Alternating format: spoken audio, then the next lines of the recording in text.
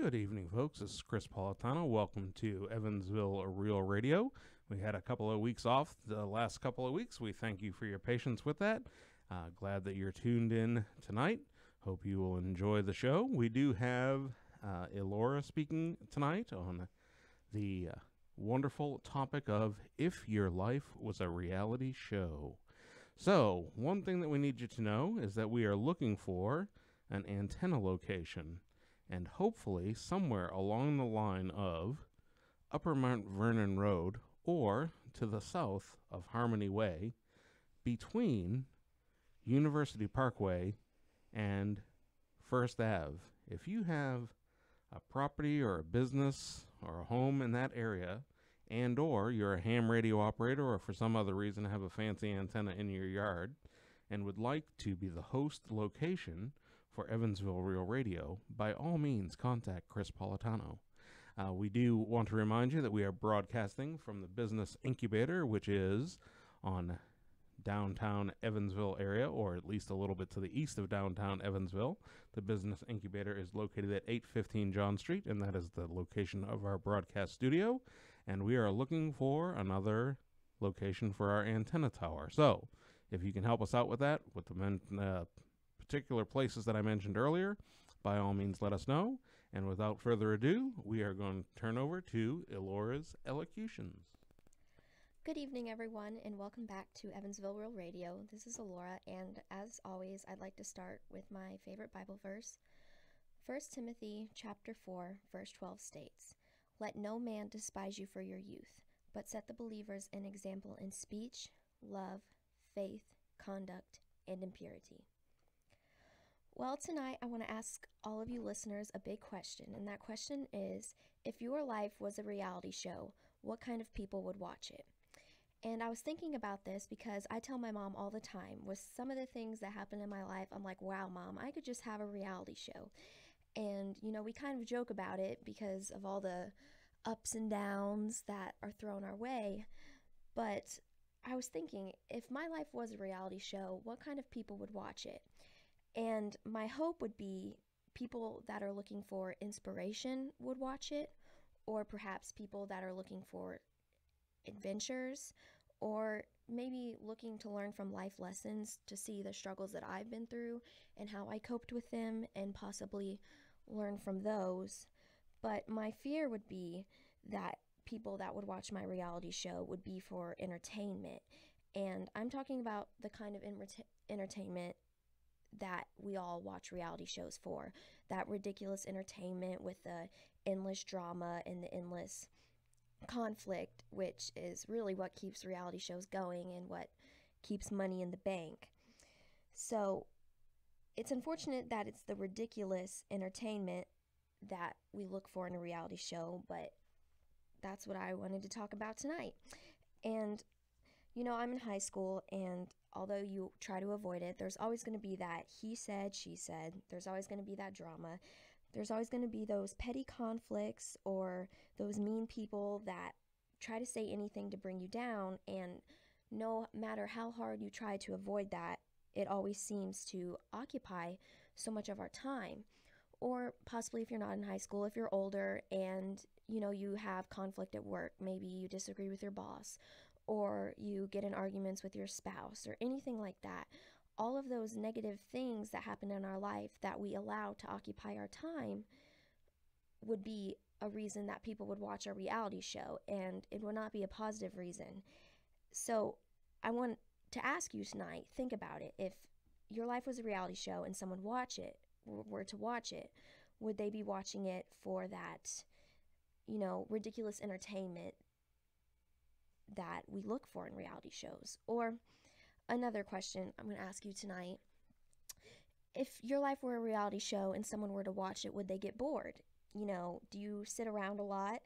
Do you sit on your phone a lot? Or, I'm guilty as charged to watch a lot of Netflix, play a lot of video games, nap a lot, or never get out much. Any of those things that you allow to occupy your time, not doing anything, if that was a reality show, would someone get bored? Like, would they think, wow, this person does absolutely nothing. Why would I want to watch this? So those are two topics to think about. If someone were to watch your show, what kind of people would you attract? So I guess to answer that question, it's all a matter of how you invest your time, which will determine the kind of person that watches your reality show. And the reason I wanted to talk about this tonight is because I've been struggling a lot lately with the way I invest my time. And I've been praying a lot because, ever since I was young, I've always tried to invest my time in things that would benefit my future, invest my time in my hobbies or study a lot, volunteer. Anything that would ensure a more successful future, I've always put my time towards. And everyone always says, oh, Laura, you're so busy. And it's like, well, I want to have a successful future. But then sometimes I sit back and think, and I'm like, if I spend my whole life looking towards the future and I spend my whole life trying to be something great in the future, I'm not even going to enjoy the present. And I thought about that saying today. I was like, you have to stop and smell the roses. And that's so cliche, but I guess it's true. And so I've been trying to do that lately too. So I've been hanging out with my friends a lot lately, and I've really been enjoying it. But another thing you have to think about is you have to invest your time in people who are time investment worthy. Like I said, this summer I've been hanging out with a lot of my friends. I have a big friend group and we all have a lot of fun. But as always, there can always be one or two people that are having a bad night and, are being negative or possibly talk behind others' backs or anything to bring someone down. You're always going to have those people. And I was thinking, I was like, God, I don't want to start drama, but at the same time, I don't want the kind of people in my life who are negative and who try to bring others down. I don't want to invest my time in that kind of person. And, God told me, you should love thy neighbor as thyself. And I was like, yes, God, we should love everyone. But he also told me, just because you love thy neighbor as thyself, that does not mean you have to invest your time in negative people who are not time investment worthy. And I heard a saying the other day. I was at the store and I heard someone say, well, time is money.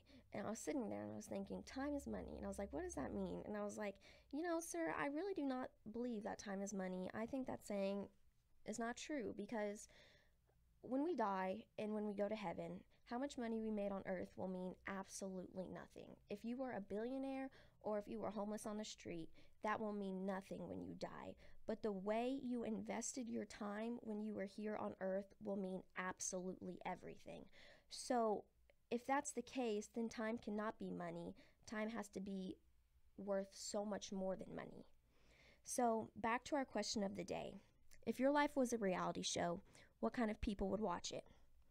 And the answer to that question has to be, it all depends on the way you invest your time. If you spend a lot of time in arguments, if you invest a lot of your time in drama that's not going to mean anything in a day or in a month or in a year, if that's how you invest your time, you're going to attract the kind of people who do the same, invest their time in conflict and in negativeness. Or if you invest your time in nothing, you're going to attract people who invest their time in nothing, or they're going to get bored and not want to watch your show at all. So James 4:14 states, yet you do not know what tomorrow will bring. What is your life? For you are a mist that appears for a little time, then vanishes. That verse compares our life to a mist. And although we are a mist, I find it miraculous that that mist that the Bible compares us to has the power to better and change lives. That little mist has the power to change the world in a positive and in a negative way. We are only on this earth for the blink of an eye, and that is why the mist has so much value and so much power. People say time is money. No, time is not money. Time is power, because money can come and money can go. You can spend money on anything. You can lose money. You can throw it away. You can throw it in fire. I mean, money is a piece of paper, but time is power, because no one can take your time away. Anyone can take your money away. They can take your car. They can take your house. They can take your job, but no one can take the time away.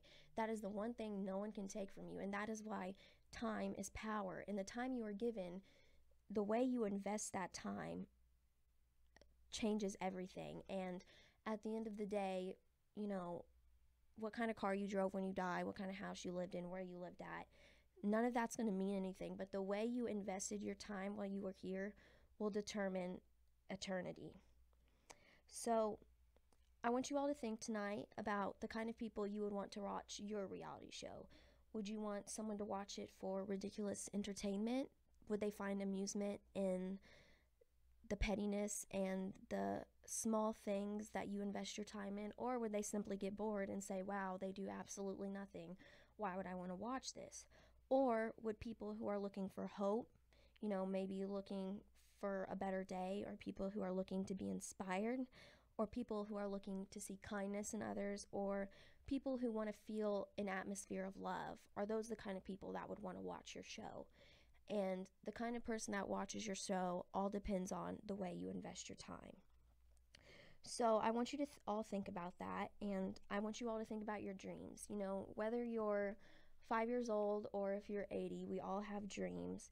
And I've always thought, I was like, what makes the people who are so successful, what makes them different than the rest of us? How did they get on top? And we're all given 24 hours in a day. We're all given the same start.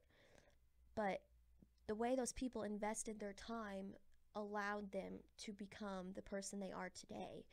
And sometimes I think, and I feel guilty when I watch a lot of Netflix, or when I allow high school drama to occupy my time, because I could be spending this on so much more things of value. I think where I could be today, have I not spent hours and hours watching every single season of Gossip Girl, or if I didn't say, oh my gosh, I cannot believe she said that. And I think where I could be now, but I'm trying to make the decision now, and I've been praying a lot, and I'm just saying, God, guide me and help me invest my time in for the reasons that you put me here. We were all put here for a reason, and we are all part of God's plan. And if you just submit yourself to God and you put God first, everything else will fall into place. It says it in the Bible.